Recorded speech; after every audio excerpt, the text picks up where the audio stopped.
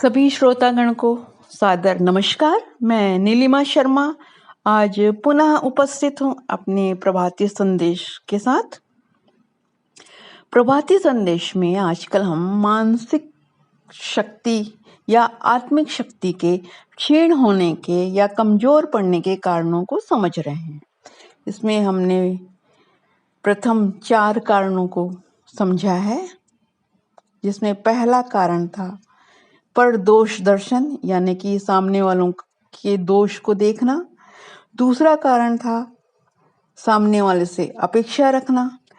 तीसरी बात थी बीती बातों में उलझे रहना। और चौथा कारण था भय या चिंता में ग्रसित रहना।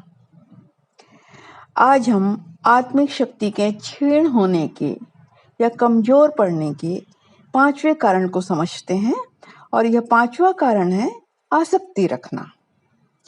अब ये आसक्ति चाहे संबंधों में हो, वस्तुओं में हो, स्थान में हो, या फिर अपने विचारों के प्रति ही क्यों ना हो, लेकिन हर स्थिति में आसक्ति हमें मानसिक रूप से विषय या व्यक्ति विशेष पर निर्भर बना देती है, जिससे हमारी आत्मिक उड़ान कमजोर हो जाती है। हम अपनी शक्तियों को पहचान कर उनका सदुपयोग नहीं कर पाते, और जब शक्तियों का उपयोग नहीं होता तो वे अपने आप ही सुषुप्त अवस्था में चली जाती हैं। आसक्ति से न केवल हमारा ही नुकसान होता है, बल्कि यदि संबंधों में जिसके प्रति हमारी आसक्ति होती है तो उसे भी अप्रत्यक्ष रूप से नुकसान होता है, या उसकी आत्मिक प्रगति भी रुकती जाती है। संबंधों में प्रेम रहे, कल्याण भाव रहे, समर्पण भाव रहे, विश्वास रहे, सहयोग रहे, तो वही संबंध पनपते हैं।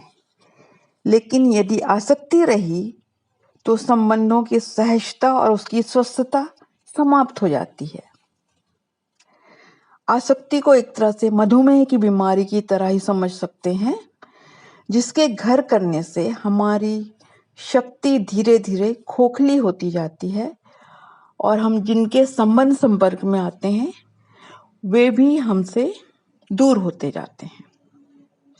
इसलिए आसक्ति के दुष्परिणाम को सोचते हुए हमें इससे दूर रहना चाहिए, ताकि हमारी मानसिक शक्ति कमजोर नहीं पड़े और हम एक स्वस्थ मनोबल लेकर अपना जीवन सार्थक ढंग से जिएं। धन्यवाद।